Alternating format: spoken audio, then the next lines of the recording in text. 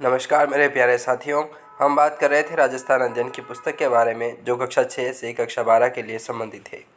दोस्तों ये पुस्तकें जो है एनसीईआरटी और आरबीएसई की प्रमाणिक पुस्तकें हैं।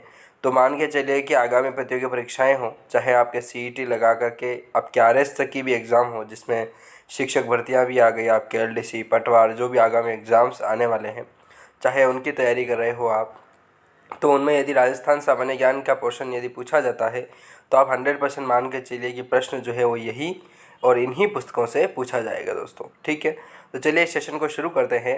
हम बात कर रहे थे कक्षा 9 की पुस्तक के बारे में, जिसमें 17वां अध्याय था भारतीय अर्थव्यवस्था में कृषि।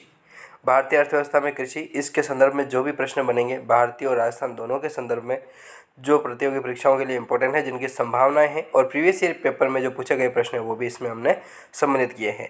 ये प्रश्न जो हैं आपके अध्याय वाइज होने वाले हैं, तो बहुत ही इंपॉर्टेंट है। चलिए शुरू करते हैं। हमने पहले पार्ट में बात कर चुके थे, टॉप 30 क्वेश्चन जो हैं हमने बात कर चुके थे इससे पहले पार्ट में। तो चलिए नए सेशन से शुरू करते हैं इसको। तीसरा महत्वपूर्ण प्रश्न था कि उर्वरकों का प्रति हेक्टेयर उपयोग किस राज्य में सबसे कम है, तो वो हो जाएगा उड़ीसा दोस्तों। ठीक है, सबसे कम किस में है तो उड़ीसा में होगा, और सर्वाधिक की बात करें तो वो हो जाएगा अपने पंजाब में दोस्तों। ठीक है, चलिए नेक्स्ट प्रश्न आता है 31वां, राष्ट्रीय बीज निगम की स्थापना कब की गई थी, तो 1963 में जो है राष्ट्रीय बीज निगम की स्थापना की जाती है। फिर प्रश्न आता है 32वां कि भारतीय राज्य बीमा निगम की स्थापना कब की गई थी, तो 1969 को जो है वो भारतीय राज्य बीज निगम की स्थापना की जाती है दोस्तों। ठीक है, चलिए 32वें प्रश्न की ओर बढ़ें। तो 32वां प्रश्न इंपॉर्टेंट आता है वापस 33वें नंबर का। ठीक है, नंबरिंग थोड़ी चेंज हो गई है यहाँ पे। प्रश्न है कि किसानों को उन्नत बीज उपलब्ध कराने के लिए कितने राज्य बीज निगम स्थापित किए गए हैं, तो वो किए गए हैं दोस्तों 13। ठीक है, 13 जो है वो बीज निगम स्थापित किए गए हैं। प्रश्न आता है कि कृषि मूल्य आयोग की स्थापना कब की गई थी, तो 1965 में जो है वो कृषि मूल्य आयोग की जो स्थापना है वो की जाती है 1965 में। फिर प्रश्न है कि कृषकों को अवधि के आधार पर कितने प्रकार के ऋण की आवश्यकता पड़ती है, तो 3 प्रकार के जो ऋण है उनको आवश्यकता पड़ती है, 3 प्रकार के ऋण की कृषकों को। 35वां प्रश्न है कि 15 महीने से कम अवधि के लिए दिए जाने वाले ऋण किस श्रेणी में आते हैं, तो अल्पकालीन ऋण की श्रेणी में जो है वो दोस्तों ये ऋण आते हैं दोस्तों यदि आप ये पीडीएफ है यदि ये प्राप्त करना चाहते हैं, ठीक है, यदि आप ये पीडीएफ जो है दोस्तों यदि आप ये प्राप्त करना चाहते हैं तो आप जाइए, नीचे मैंने डिस्क्रिप्शन में इसका लिंक दे रखा है, वहाँ पर जाइए, या फिर आप टेलीग्राम चैनल हमारा जो है वो ज्वाइन कीजिएगा। उसके माध्यम से जो है आप इस सीरीज़ को और इस पीडीएफ को, जो 355 पेज की पीडीएफ है, इसको आप प्राप्त कर पाएंगे।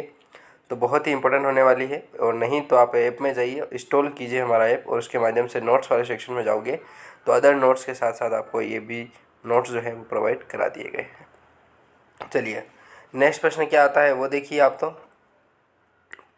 नेक्स्ट प्रश्न आता है कि 15 महीने से अधिक पर 5 वर्ष से कम अवधि के लिए, 15 महीने से अधिक और 5 वर्ष से कम अवधि के लिए दिए जाने वाले ऋण किस श्रेणी में आते हैं, तो मध्यमकालीन जो श्रेणी है उसके अंतर्गत आते हैं दोस्तों।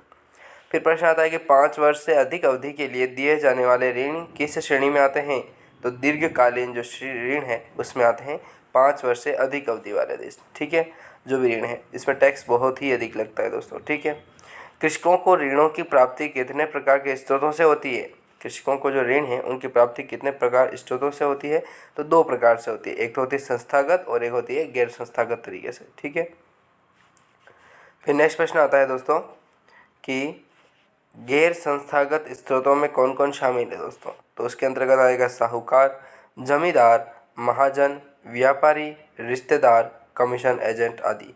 कमीशन एजेंट होता है ना, वो भी इसके अंतर्गत आता है। ठीक है, तो गैर संस्थागत स्रोत जो हैं वो शामिल हैं। फिर प्रश्न है कि कृषि और ग्रामीण विकास हेतु नाबार्ड की स्थापना कब की गई थी, तो बी विश्वरामन समिति की सिफारिशों पर जो है वो 12 जुलाई 1982 को 6वीं पंचवर्षीय योजना जो 1980 से 85 के तहत चल रही थी, तो उसके अंतर्गत जो है इस योजना का शुभारंभ किया गया था।